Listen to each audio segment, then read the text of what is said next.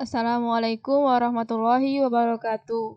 Perkenalkan, nama saya Bahri An-Nur Sinaga, NIM 183370106 dari kelompok pengelolaan sampah. Di sini saya akan mempresentasikan hasil penelitian kami tentang pengelolaan sampah. Pertama-tama saya akan menjelaskan latar belakang penelitian kami. Sampah merupakan salah satu permasalahan yang patut untuk diperhatikan. Sampah merupakan bagian yang tidak dapat terpisahkan dari kehidupan manusia. Karena pada dasarnya, semua manusia pasti menghasilkan sampah. Sampah merupakan suatu buangan yang dihasilkan dari setiap aktivitas manusia. Volume peningkatan sampah sebanding dengan meningkatnya tingkat konsumsi manusia. Bank sampah merupakan tempat pengelolaan sampah yang menerapkan sistem 3R, yaitu recycle, reuse, dan reduce, dan penyetoran sejumlah sampah ke badan yang dibentuk dan disepakati bersama masyarakat setempat untuk menampung sampah yang memiliki nilai ekonomi. Ditabung sampai pada jumlah dan waktu tertentu, lalu ditukar dengan sejumlah uang. Kami memilih populasi bank sampah karena dalam proses pengelolaan sampah, bank sampah melibatkan masyarakat setempat sehingga sesuai dengan tujuan yang kami ingin teliti. Dalam penelitian kali ini, kami melibatkan bank sampah yang ada di daerah Kota Padang dan Kota Pariaman. Kami melakukan wawancara dengan menggunakan via online dikarenakan kondisi saat ini yang mengharuskan kita untuk tetap di rumah aja. Dengan menggunakan metode purposive sampling, kami memilih sampel yang kami kehendaki. Kami memilih sebanyak 4 bank sampah yang kami lakukan penelitian. Rumusan masalah. Rumusan masalah kami ada 5, yaitu yang pertama, apa itu pengelolaan sampah? Yang kedua, sampah apa saja yang dapat diolah? Yang ketiga, apa manfaat dari pengelolaan sampah? Yang keempat, siapa saja yang berperan dalam pengelolaan sampah? Yang kelima, apa dampak dari pengelolaan sampah terhadap lingkungan sekitar? Tujuan penelitian. Penelitian ini bertujuan untuk mengetahui seberapa besar peran masyarakat dalam pengelolaan sampah melalui bank sampah, dan untuk mengetahui dampak adanya bank sampah terhadap lingkungan sekitar. Teknik sampling. Pertama itu pemilihan populasi. Populasi yang kami pilih adalah bank sampah yang ada di Kota Padang dan di Kota Pariaman. Bank sampah di Kota Padang itu ada sebanyak 12 yang masih aktif. Di PPT sebelumnya, kami pernah membuat jumlah total bank sampah yang ada di Kota Padang itu ada sebanyak 33 bank sampah. Namun, kami baru mendapatkan informasi bahwa bank sampah di Kota Padang yang masih aktif itu hanya sebanyak 12. Jadi kami memutuskan untuk memilih populasi yang masih aktif saja. Dan banyak bank sampah yang ada di Kota Pariaman itu ada sebanyak 4 bank sampah. Jadi total keseluruhan populasi kami ada sebanyak 16. Berikutnya pemilihan sampel. Sampel yang kami pilih ada sebanyak 4 sampel, yaitu 3 bank sampah dari Kota Padang dan 1 bank sampah dari Kota Pariaman. Sampelnya yaitu 1 bank sampah Hidayah di Kota Padang, bank sampah unit Andala Sepakat di Kota Padang, bank sampah Tunas Muda di Kota Pariaman, dan bank sampah Pancadaya di Kota Padang. Berikutnya pemilihan metode. Metode yang digunakan adalah purposive sampling. Apa itu purposive sampling? Purposive sampling adalah salah satu teknik sampling non-random sampling di mana peneliti menentukan pengambilan sampel dengan cara menetapkan ciri-ciri khusus yang sesuai dengan tujuan, sehingga diharapkan dapat menjawab permasalahan penelitian. Dalam penelitian ini, kami memilih metode ini karena penelitian kami adalah tentang pengelolaan sampah, di mana sampel yang kami butuhkan haruslah berkarakteristik, sehingga sesuai dengan tujuan dari penelitian kami. Dan untuk memilih sampel yang berkarakteristik atau sesuai, metode yang menurut kami cocok adalah metode purposive sampling. Untuk memilih sampelnya, kami hanya mengambil 4 sampel saja dari 16 anggota populasi yang ada. Kami menentukannya hanya berdasarkan kebutuhan kami dalam mengumpulkan data ini. Juga disebabkan karena kondisi saat ini yang membuat kami tidak bisa mengumpulkan sampel yang lebih banyak lagi.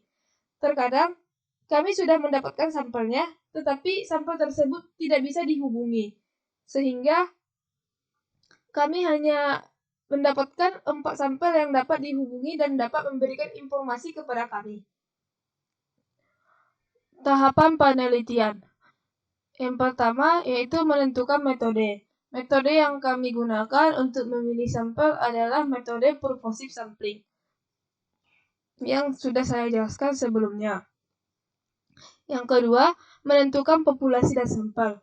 Populasi yang kami pilih adalah populasi bank sampah yang ada di Kota Padang dan Kota Pariaman.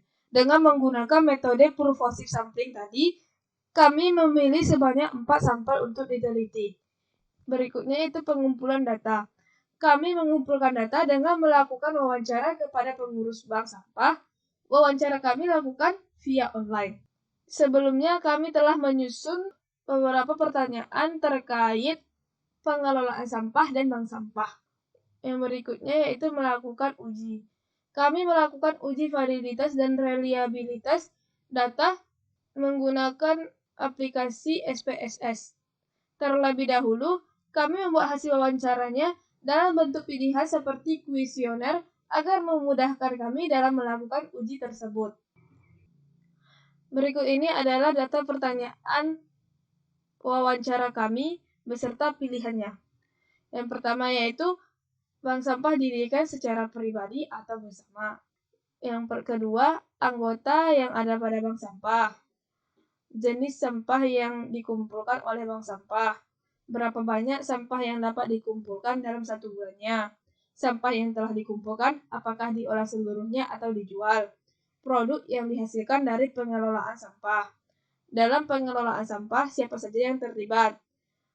Apa peran masyarakat setempat terhadap bank sampah?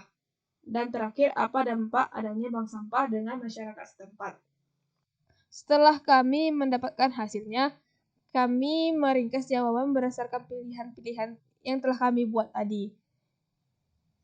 Berikut adalah tampilan jawaban berdasarkan pilihan dengan 4 responden. Di sini yaitu yang responden pertama yaitu bank sampah Hidayah, yang kedua bank sampah Unit Andalas Sepakat, yang ketiga bank sampah Tunas Muda, dan yang keempat bank sampah Pancadaya.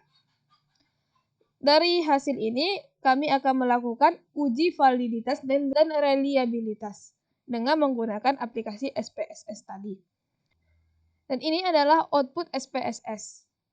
Kami tidak menampilkan semuanya, kami hanya menampilkan tabel dari item total statistics.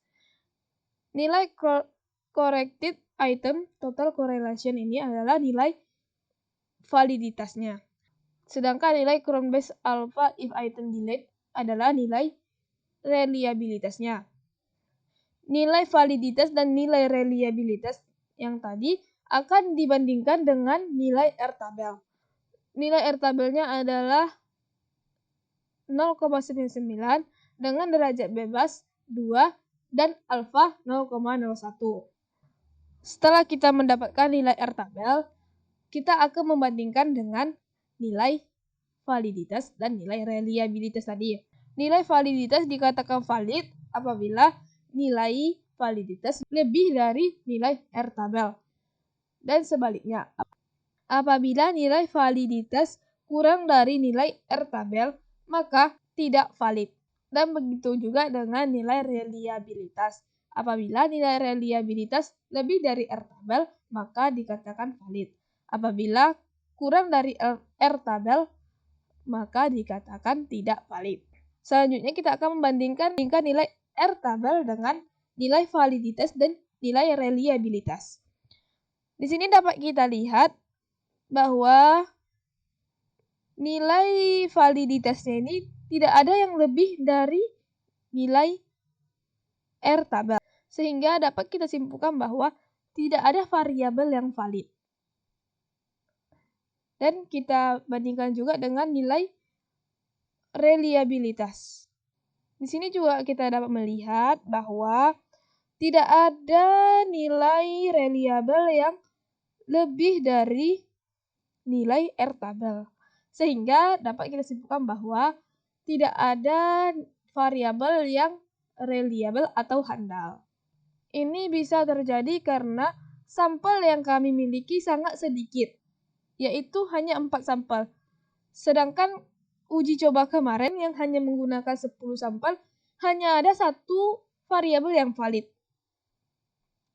Jadi, dapat kami simpulkan bahwa semakin banyak sampel yang kita teliti, maka semakin valid pula variabel-variabel pertanyaan kita.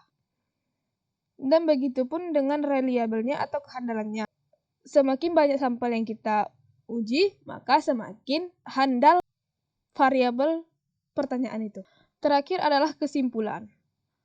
Berdasarkan tujuan dan rumusan masalah yang telah kami buat, kami dapat menyimpulkan bahwa yang pertama, pengelolaan sampah adalah cara untuk memilah sampah yang layak jual dan sampah yang dapat diolah kembali menghasilkan produk-produk yang dapat digunakan kembali. Yang kedua, produk yang dapat dihasilkan dari pengelolaan sampah adalah berupa kerajinan tangan yang dapat dijual dan pupuk organik. Yang ketiga, melalui bank sampah, masyarakat dapat menjual sampah yang ada dan ikut mengolahnya kembali.